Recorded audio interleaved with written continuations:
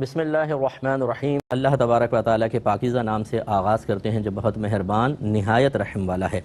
الحمدللہ درس بخاری کا سلسلہ جاری و ساری ہے اور 1904 نمبر حدیث پاک ذکر کر رہے تھے جس میں روزے کی فضیلت ذکر کی گئی تھی۔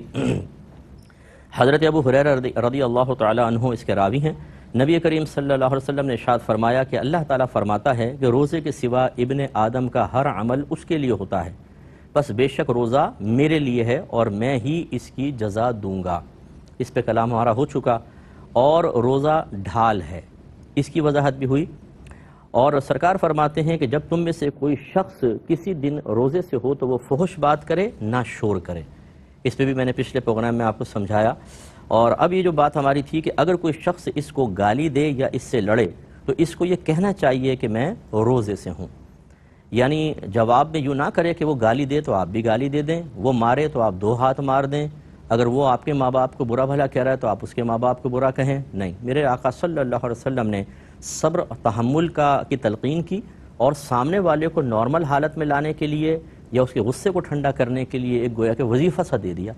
کہ آپ فوراً یہ کہیں کہ جی میں تو روزے سے ہوں، اس سے جھگڑا نہ کرو، تو اس کا غصہ ایک دم ٹھنڈا ہوگا۔ اور یہ کر کے دیکھیں کہ اگر کوئی آپ سے جھگڑا کر رہا ہو، آپ کو برا بھلا کہہ رہا ہو اور آپ جواب میں کہیں کہ بھائی ایسا نہ کرو میں تو روزے سے ہوں، تو وہ ایک دم اللہ تعالیٰ اس کے دل میں اثر پیدا کرتا ہے۔ تو گویا کہ دیکھیں بائی کا بدلہ برائی سے لیا جا سکتا ہے، یعنی کیا مطلب کہ اگر کوئی آپ کو تھپڑ مارے تو ایک تھپڑ آپ بھی مار سکتے ہیں شرعی لحاظ سے، لیکن درگزر کرنا بدلہ لینے سے بہت بہتر ہوتا ہے، کیونکہ بدلہ لینے میں بعض اوقات انسان زیادتی کا مرتکب ہو جاتا ہے۔ تو پہلے وہ ظالم تھا، آپ مظلوم، لیکن جب آپ نے بدلہ لیا اور اس سے زیادہ اس کو تکلیف پہنچا دی تو اب وہ مظلوم ہو گیا، آپ ظالم، اور اب آپ آخرت میں آپ کی گرفت ہوگی، ورنہ پہلے اس کی ہوتی۔ تو یہ گویا کہ ایک پیغام ہے کہ اپنے آپ کو آزمائش میں مت ڈالو، میدان معاشر کی گرفت میں مبتلا نہ کرو۔ اگر کوئی شخص ایک غلطی کر رہا ہے تو ویسا جواب دو گے تو معاملہ بڑھے گا، بلکہ نرمی سے کہہ دو کہ میں روزے سے ہوں۔ اس سے آپ کا بھائی بھی شرمندہ ہوگا، وہ بھی توبہ کرنے میں کامیاب ہوگا، مزید برائیوں سے رک جائے گا، اور آپ کو بھی نہ دنیاوی چوٹ لگے گی، صدمہ ہوگا، تکلیف ہوگی، اور نہ آخرت میں کوئی نقصان ہوگا۔ لیکن جب ہم اپنے نبی کریم صلی اللہ علیہ وسلم کی تلقینات کو بھلا کر اور بہادر بننے کی کوشش کرتے ہیں تو پھر دیکھیں یا تو اس کے دانت ٹوٹتے ہیں یا اس کی آنکھ پھوٹتی ہے یا اس کا سر پھٹتا ہے یا اس کا، ایک دوسرے کو گالیاں دیتے ہیں اور اس طریقے سے دونوں ہی اپنا آخرت کا نقصان کرتے ہیں۔ پھر آگے ارشاد فرمایا کہ اس ذات کی قسم جس کے قبضہ و قدرت میں محمد کی جان ہے، روزے دار کے منہ کی بو ضرور اللہ کے نزدیک مشک کی خوشبو سے زیادہ پسندیدہ ہے۔ اس پہ بھی کلام ہو چکا ہے، میں دوبارہ اس لیے بار بار کر لیتا ہوں، کچھ نئے جوائن کرنے والوں نے اگر نہ سنا ہو تو وہ سن لیں کہ اللہ تبارک و تعالیٰ عوارضات بشریہ سے پاک و صاف ہے۔ عوارضات مطلب جو چیزیں ہمیں لاحق ہوتی ہیں، عارض ہوتی ہیں، جیسے ہماری خوشی ہے، ہمارا غم ہے، ہماری حیرت ہے، ہمارا تعجب ہے، ہماری بیماریاں ہیں، ہماری صحت ہے، یہ خود ہماری ذات تو نہیں ہے نا، ہماری ذات کے ساتھ چیزیں وابستہ ہیں، انہیں کہتے ہیں عوارضات۔ تو اللہ تبارک و تعالیٰ عوارضات بشریہ سے پاک و صاف ہے، یعنی جیسے ہم چیزوں سے اثر قبول کرتے ہیں پھر اس کا ایک رزلٹ آتا ہے۔ خوشگوار چیز کا اثر قبول کریں گے تو خوشی ظاہر ہوگی، دل خوش ہوتا ہے، ہمارا چہرہ کھل جاتا ہے۔ کوئی جلال والی چیز بری چیز ہوتی ہے تو غصے میں آتے ہیں، نقصان والی چیز سامنے آتی ہے تو دل اثر قبول کرتا ہے تو ہم صدمے کی کیفیت میں نظر آتے ہیں، چہرے پر صدمہ ظاہر ہو جاتا ہے، تعجب، اسی طرح حیرت، یہ چیزیں بھی ہوتی ہیں۔ اللہ تعالیٰ ان چیزوں سے پاک و صاف ہے، لہٰذا اگر فرض کر لیں کہ ہم روزہ رکھتے ہیں اور ہمارے منہ میں ایک روزے کی وجہ سے جو معدے سے ایک خوشبو اٹھتی ہے، یعنی خالی معدے سے، تو یہ نہیں ہے کہ اللہ تعالیٰ کو جیسے ہم عطر لگاتے ہیں تو ہمیں خوشی محسوس ہوتی ہے ایسے اللہ تعالیٰ محسوس فرماتا ہے، نو، وہ اس سے پاک و صاف ہے۔ مراد یہ ہے کہ جو کہتے ہیں کہ اللہ تعالیٰ خوش ہوگا، اللہ تعالیٰ ناراض ہوتا ہے، اللہ کی خوشی کا مطلب کیا ہے کہ اس کا کسی یعنی نماز سے اللہ خوش ہوتا ہے، فرض کر لیں، اس کا مطلب یہ ہوگا کہ اس نے ازل سے ہی نماز پر انعام دینے کا ارادہ رکھا ہے تو وہ انعام عطا فرمائے گا، اسی کو خوشی سے تعبیر کر دیتے ہیں۔ اسی طرح کوئی اگر گناہ کرتا تو ہم کہتے ہیں گناہ نہ کرو، اللہ ناراض ہوگا، اس کا مطلب کیا ہے کہ اس کا ازلی فیصلہ ہے کہ گناہ کرے گا تو سزا دے گا، تو گویا کہ تمہیں سزا ملے گی۔ اسی طرح یہاں پر کہ اگر روزے دار کے منہ کی خوشبو ہے تو یہ نہیں ہے کہ خوشبو کوئی اللہ تعالیٰ تک پہنچے گی اور اللہ تعالیٰ اس کو پسند فرماتا ہے اس طرح جیسے ہم پسند کرتے ہیں۔ مراد یہ ہے کہ بروز قیامت، اس کا ایک مطلب یہ بیان ہوا ہے کہ بروز قیامت جب کوئی شخص آئے گا تو اس کے منہ سے ایسی خوشبو پھیل رہی ہوگی جیسے مشک کی خوشبو ہوگی، اور اللہ تعالیٰ اس روزے دار کو انعام عطا فرمائے گا۔ یہی پسندیدگی کا مفہوم ہے۔ تو یہ اچھی طرح سمجھیں، اپنا عقیدہ بہت صحیح رکھیں، ورنہ جب ہم عقیدے کو صحیح طرح نہیں سمجھ پاتے تو ہم اللہ تعالیٰ کو معاذ اللہ نیچے سطح پر لا کر ایک انسان کی طرح اس کے ساتھ معاملات کرنے کی کوشش کرتے ہیں۔ جیسے میں اکثر مثال دیتا ہوں کہ اگر ہمیں کوئی کام کروانا ہو کسی سے اور ہم اس کو کچھ انعام کا لالچ دیں، یار یہ کام کر دو پھر تم اتنا انعام دوں گا، تو جتنا بڑا انعام ہوگا ہمیں امید ہوتی ہے کہ وہ کام جلدی کرے گا۔ مثلا کسی کو کہا کہ 500 روپے دے دوں گا میرا کام کر دو، یا 5 لاکھ دے دوں گا کام کر دو، تو 50 روپے یا 500 روپے میں شاید وہ اتنا متحرک نہ ہو، لیکن 5 لاکھ سن کر تو بہت ہو جائے گا۔ تو بعض اوقات جو ہمارے کم علم مسلمان بھائی بہن ہوتے ہیں وہ اللہ تعالیٰ کے بارے میں بھی ایسا ہی گمان کرتے ہیں۔ لہٰذا کتنی خواتین ایسی ہیں جو منت مانتے ہوئے بیٹی کی شادی نہیں ہو رہی، بیٹے کی نوکری نہیں لگ رہی، ویزا نہیں لگ رہا، تو اللہ کی بارگاہ میں ایک بھاری سی عبادت کا ذکر کرتے ہیں، اللہ تعالیٰ اگر میرا ایک کام ہو گیا تو 5000 نوافل پڑھوں گی، اور وہ سمجھتی ہیں کہ شاید اب 5000 کا جب میں نے ذکر کیا ہے تو اللہ تعالیٰ میرا کام ضرور کرے گا 5000 کا۔ اگر کہتی میں 2 رکعت نفل پڑھوں گی، 2 رکعت سے کیا ہوتا ہے، بہت تھوڑا سا ہے، یہ تو معاذ اللہ شاید اثر نہیں کرے گا۔ یعنی یہ شیطان ہمارے ذہن میں ڈال رہا ہوتا ہے، کیونکہ ہم نے عقیدہ سیکھا نہیں ہوتا، اللہ کی معرفت ہمیں حاصل نہیں ہوتی۔ حالانکہ ان نادان بہن کو سوچنا چاہیے کہ آپ یہ کہہ رہی ہیں کہ میں 5000 نوافل پڑھوں گی اگر میرا کام ہو گیا، اور سوچتے ہیں کہ اب شاید اللہ تعالیٰ جلدی کام کر دے گا۔ حالانکہ میرا رب تو یہ بھی جانتا ہے کہ یہ پڑھے گی کہ نہیں پڑھے گی، اس نے تو ازل سے ہی تمام فیصلے فرما دیے ہیں، یہ کام ہوگا نہیں ہوگا یہ بھی اللہ تعالیٰ جانتا ہے۔ اللہ تعالیٰ نے فیصلہ کیا ہوگا تو ہوگا، ورنہ نہیں ہوگا۔ لیکن وہ ہماری جو اندر ایک مطلب کم علمی، اور معذرت کے ساتھ لفظ استعمال کر رہا ہوں کہ جو جہالت ہے، اللہ تعالیٰ کی معرفت کی کمی ہے، وہ ہمیں ایسے کام کرنے پر مجبور کر دیتی ہے۔ تو اس لیے ہم اکثر یہ عرض کرتے ہیں کہ اللہ کی معرفت حاصل کریں، اللہ کی پہچان حاصل کریں۔ ہم ایک مسلمان گھرانے میں پیدا ہو کر یہ تو کہتے ہیں کہ اللہ وحدہ ہے، لا شریک لہ، اس کا کوئی شریک نہیں ہے، وہ خالق ہے، وہ مالک ہے، وہ رازق ہے۔ یہ تو مطلب یہ کہ اچھی چیزیں ہیں، یہ بھی ہمارے عقیدے کا حصہ ہیں، لیکن اور زیادہ تھوڑی سی معرفت حاصل ہونی چاہیے، اور یہ باقاعدہ سیکھنے سے ہوتی ہے۔ اور فرمایا کہ روزے دار کے لیے 2 خوشیاں ہوں گی جن سے وہ خوش ہوگا۔ ایک خوشی اس وقت جب وہ روزہ افطار کرے گا، یہ خاص طور پر آپ دیکھیں کہ جب ہمیں روزہ بہت سخت لگ رہا ہو، گرمیوں کے روزے جو ہوتے ہیں اس میں دن لمبے ہوتے ہیں، اسی طرح باہر کے ملکوں میں بعض اوقات جو ہے وہ 20 گھنٹے کے 18 گھنٹے کے روزے ہوتے ہیں، لمبے روزے ہوتے ہیں، اور بھوک زبردست قسم کی لگ رہی ہوتی ہے، نقاہت بہت زیادہ ہوتی ہے۔ اس وقت جب آدمی افطار کرتا ہے تو جو لطف ہے وہ آپ سب جانتے ہیں کہ کتنا لطف آتا ہے، کہ انسان جب کھجور کھا کے پھر کوئی ٹھنڈا شربت پیتا ہے یا کوئی لسی وغیرہ پیتا ہے تو ایک دم خوشی سی محسوس ہوتی ہے، اور پھر وہ چیزیں کھاتے ہیں۔ تو ایک خوشی تو یہ ہے جو انسان کو اللہ نے دنیا میں عطا فرمائی، اور ارشاد فرمایا اور دوسری خوشی اس وقت ہوگی جب وہ اپنے روزے کی وجہ سے اپنے رب سے ملاقات کرے گا، یعنی خصوصی طور پہ اللہ تعالیٰ اس کو اپنی بارگاہ میں حاضری کا شرف عطا کرے گا اس روزے کی وجہ سے، اس کا مقام علیحدہ ہوگا۔ اور جیسے روایت گزر چکی ہے کہ انہیں جنت کے خاص دروازے سے بلایا جائے گا، کہ ریان دروازہ ہوگا کہ وہ آئیں اور آپ اس سے داخل ہوں، اور وہ اس سے داخل ہوں گے۔ یہ روزہ داروں کے اعزاز میں ہوگا۔ تو دوسری خوشی اس وقت ہوگی، اور وہ خوشی بڑی قابل دید ہوگی، کیونکہ ایک ہوتا ہے کہ آپ جیسے افطار کے لیے بیٹھے ہوئے ہیں، سامنے سب روزے سے ہیں، کوئی پریشانی نہیں ہے، کوئی محروم نہیں ہو رہا، کسی کو حسرت محسوس نہیں ہو رہی، تو یہ بھی خوشی ہے لیکن کم۔ میدان محشر میں معاملہ یہ ہوگا جب آپ کو انعام مل رہا ہوگا تو جو کافر وغیرہ ہیں یا خدا نخواستہ بے عمل مسلمان ہوگا، وہ جب آپ کے انعام کو دیکھے گا تو حسرت پیدا ہوگی، رشک پیدا ہوگا۔ کافر تو صدمے کی کیفیات میں چلے جائیں گے جب مسلمانوں کو انعام دیکھیں گے، حسرت بالائے حسرت ان کے اوپر طاری ہوگی۔ تو ان کے سامنے جب انسان کو انعام ملے گا تو اور زیادہ خوشی ہوگی۔ جیسے سمجھانے کے لیے عرض کر رہا ہوں، جیسے اگر بچہ گھر میں ہے اور ٹیچر پڑھانے کے لیے آتے ہیں، بچے نے اچھا پڑھا، انہوں نے 50 کا نوٹ نکال کر دے دیا، اس سے بچوں کو خوشی ہوگی۔ لیکن اگر کلاس میں ہیں اور اس نے اچھا پڑھا اور ٹیچر نے سب کے سامنے 50 کا نوٹ نکال کر دیا، تو یقیناً بچے کو گھر میں ملنے والے نوٹ سے زیادہ خوشی ہوگی۔ وجہ کیا ہے کہ وہ لوگوں کے سامنے ہے، کچھ محروم ہیں، اس کو انعام مل رہا ہے، تو اس سے ذرا بوئے کمال محسوس ہوتی ہے، جس سے نفس کو اور زیادہ لذت ملتی ہے۔ اسی طریقے سے میدان محشر میں جب اللہ تبارک و تعالیٰ روزے داروں کو انعام دے گا تو وہ خوشی ایسی ہے کہ جس کو دنیا میں نہیں بیان نہیں کیا جا سکتا، اس کا صحیح اندازہ بھی نہیں کیا جا سکتا۔ یہ تو میدان محشر میں ہی ہوگا۔ اس لیے ہمارے وہ بھائی بہن جو چھوٹی چھوٹی وجوہات کی بنا پر روزہ چھوڑ دیتے ہیں، ہمارے گھر کی وہ خواتین جو یہ عذر بناتی ہیں، جی کیا کروں، گھر کے افراد زیادہ ہیں، مجھے کپڑے بھی دھونے ہوتے ہیں، مجھے یہ بھی کرنا ہوتا ہے، افطار کی چیزیں بنانی ہوتی ہیں، ساری تیار کرنی ہوتی ہے، مجھ سے روزہ نہیں رکھا جاتا۔ اگر اسی بہن کو گورنمنٹ اعلان کر دے یو کے گورنمنٹ ہو مثلا کہ تمہیں ہر روزانہ اگر ایک روزہ رکھو گی 1000 پاؤنڈ ملیں گے، پھر دیکھیں وہ کیسے نہیں رکھتی ہیں روزہ۔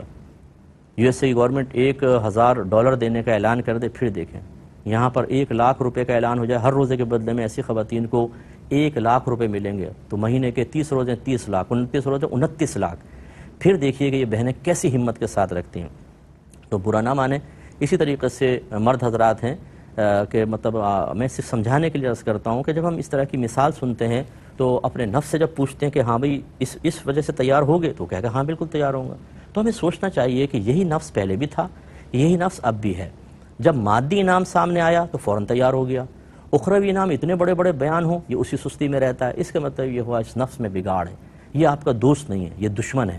یہ آپ کو روکتا ہے نیک اعمال سے، اللہ کی بارگاہ میں مقبول ہونے سے۔ حالانکہ اس کی تکلیف یہ بھی سہے گا، اگر خدا نخواستہ کوئی جہنم میں جائے گا تو تکلیف نفس بھی سہے گا، لیکن وہ اس کی طبیعت میں سرکشی رکھی ہوئی ہے، وہ سرکشی کرتا ہے، گناہوں کی طرف لے کر جاتا ہے۔ اس لیے جو ہمارے بھائی بہن پچھلے رمضان میں یا پہلے کبھی روزے نہیں رکھ سکے ہیں سستیوں کی وجہ سے، اللہ کی بارگاہ میں کامل توبہ کریں اور اگلا رمضان آنے سے پہلے ان روزوں کی قضا کرنے کی کوشش کریں۔ پہلے اس لیے کہا کہ اچھا ہے جلدی آپ کر لیں، ورنہ یہ نہیں ہے کوئی شرط کہ اگر ایک رمضان کے روزے قضا ہوئے تو ضرور اگلے رمضان سے پہلے کر لیں ورنہ بعد میں نہیں کر سکتے، ایسا نہیں ہے، وہ تو پوری زندگی اس کا وقت ہے۔ لیکن بہت اچھی بات ہے کہ آپ روزے پورے کریں اور اگلا رمضان بہت ہی اچھا گزرنا چاہیے۔ اگلے باب کی طرف آتے ہیں، باب قول النبی صلی اللہ علیہ وسلم اذا رأیتم الہلال فصوموا واذا رأیتموہ فافطروا، یعنی نبی کریم صلی اللہ علیہ وسلم کا یہ ارشاد کہ جب تم رمضان کا چاند دیکھو تو روزے رکھو اور جب تم عید کا چاند دیکھو تو روزے چھوڑ دو، یعنی عید کرو۔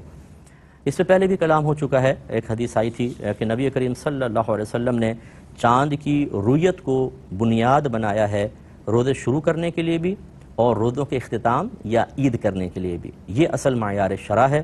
باقی یہ کہ جدید ٹیکنالوجی سے اگر آپ کسی چیز کا اندازہ کر کے اور اس حدیثوں کو ختم کرنا چاہیں، اس حکم سے روگردانی کرنا چاہیں، بالکل ٹھیک نہیں ہے، یہ نہیں ہو سکتا۔ ہاں مدد لے سکتے ہیں آپ جدید ٹیکنالوجی سے، اور ہم اکثر یہ سمجھاتے ہیں کہ آپ سب سے پہلے چاند دیکھنے کا اہتمام کریں، اگر نظر نہیں آتا اور آپ کے علاقوں میں اچھے علماء اور مفتیان کرام موجود ہیں تو جو سب سے بڑے عالم اور مفتی ہیں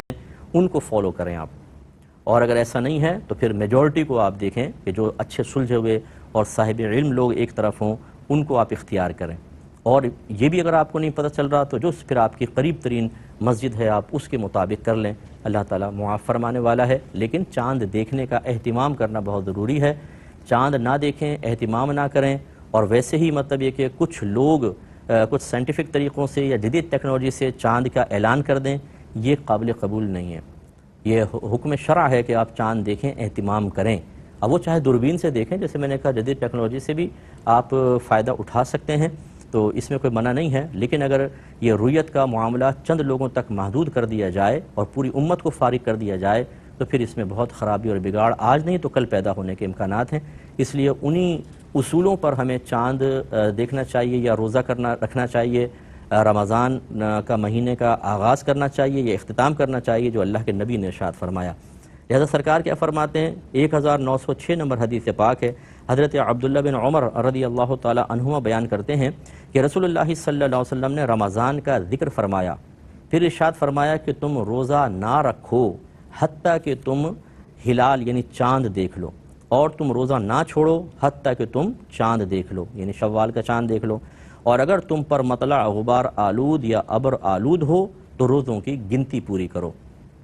تو فرض کر لیں کہ 29 کو آپ نے اہتمام کیا، نہیں نظر آیا چاند، تو اگلا 30 کا دن پھر ہوگا، روزے 29 یعنی مہینہ جو ہے اسلامی لحاظ سے 29 کا ہوگا یا 30 کا، 31 کا کوئی تصور نہیں ہے، تو اس کا مطلب ہے 29 کو آپ نے چاند دیکھنے کا اہتمام کیا، نہیں نظر آیا تو 30 کی گنتی پوری کریں، اس میں کوئی بڑا پرابلم نہیں ہے، کوئی ٹینشن کی بات نہیں ہے۔ خواہ ان مسئلوں کو ہم بہت زیادہ اٹھا دیتے ہیں اور چاہتے ہیں کہ پوری دنیا کے ساتھ کرے، ضروری نہیں ہے، ہر علاقے والے کو گویا کہ ایک خطاب ہے، ایک کنٹری اپنے حساب سے کر سکتا ہے، دوسرا اپنے حساب سے، ان کو اگر چاند نظر آ گیا کسی کو، اس نے رمضان کا اعلان کر دیا، ہمارے یہاں چاند نظر نہیں آیا تو ہمیں حکم یہ ہے کہ ہم اہتمام کریں۔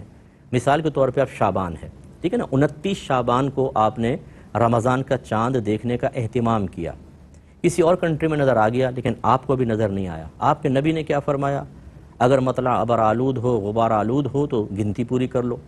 تو اس کا مطلب ہے کہ بادل بہت زیادہ ہیں، چاند نظر نہیں آیا، کسی وجہ سے نظر نہیں آیا، تو بس اس کا مطلب ہے گنتی پوری کریں، 30 شعبان پورے کریں۔ اس کے بعد 31 کا تو مہینہ ہوتا نہیں، رمضان خود بخود آئے گا، پہلا فصل رمضان ہو جائے گا۔ یہ کوئی جھگڑے والی بات نہیں ہے۔ اس کو نامعلوم کس وجہ سے اتنا زیادہ ہم باعث نزاع بنا دیتے ہیں۔ بڑے پولائٹلی طریقے سے نبی کریم کی ہدایت کے مطابق ان مسائل کو حل کیا جا سکتا ہے۔